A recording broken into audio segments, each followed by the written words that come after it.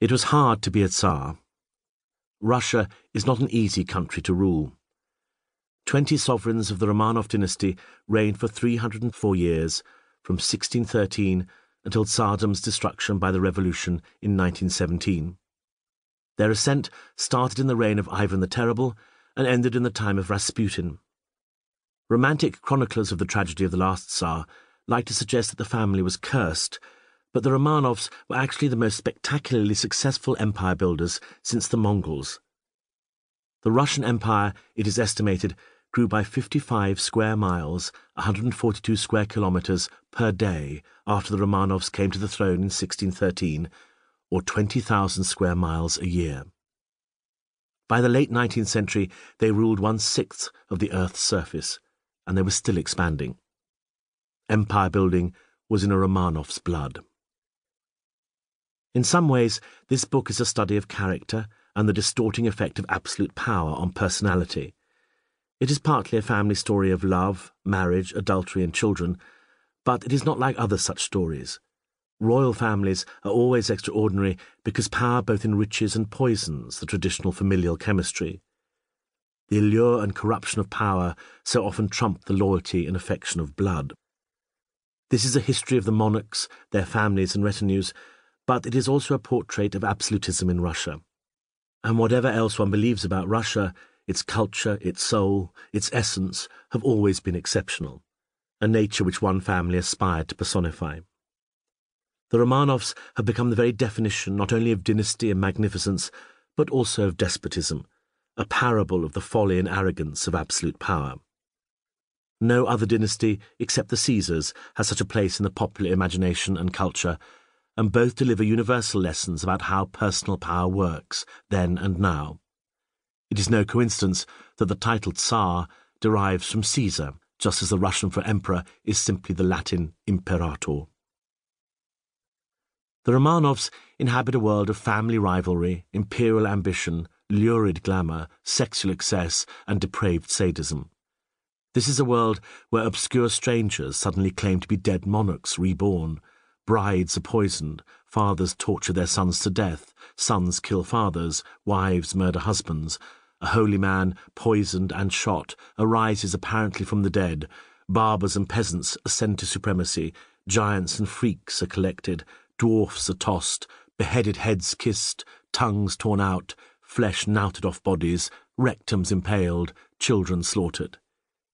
Here are fashion-mad, nymphomaniacal empresses, lesbian ménage à trois, and an emperor who wrote the most erotic correspondence ever written by a head of state.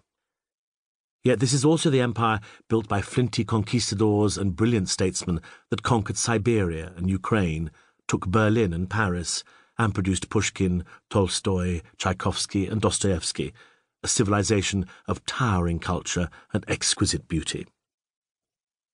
Out of context, these excesses seem so overblown and outlandish that ascetic academic historians find themselves bashfully toning down the truth.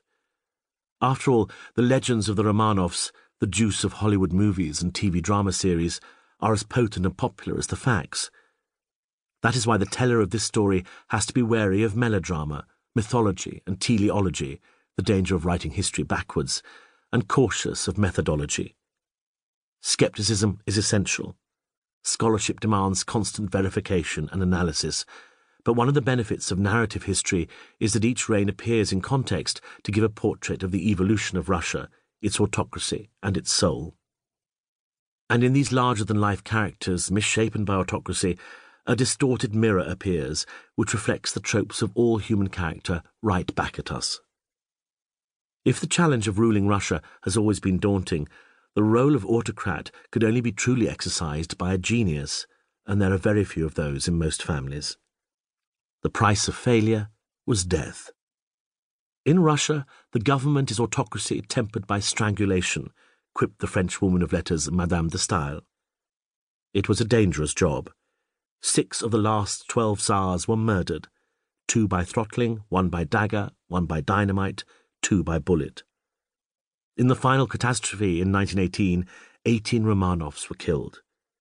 Rarely was a chalice so golden and so poisoned.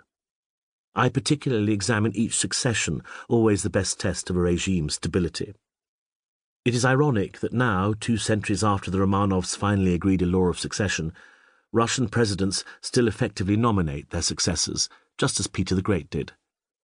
Whether a smooth handover or desperate transition, these moments of extreme tension, when existential necessity demands that every reserve of ingenuity be deployed, every intrigue explored, reveal the fundamentals of power.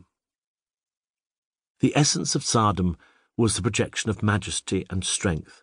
Yet this had to be combined with what Otto von Bismarck, rival and ally of the Romanovs, called the art of the possible, the attainable, the art of the next best. For the Romanovs, the art of survival was based on the balancing of clans, interests and personalities of both a minuscule court and a gigantic empire. Emperors needed to keep the support of their army, nobility and their administration. If they lost all 3, they were likely to be deposed, and in an autocracy that usually meant death. As well as playing the lethal game of politics, the sovereigns had to exude visceral, almost feral authority. An effective tsar could be harsh provided he was consistently harsh. Rulers are often killed not for brutality, but for inconsistency. And tsars had to inspire trust and respect among their courtiers, but sacred reverence among the peasantry, 90% of their subjects, who saw them as little fathers. They were expected to be harsh to their officials, but benign to their peasant children. The tsar is good, peasants said. The nobles are wicked.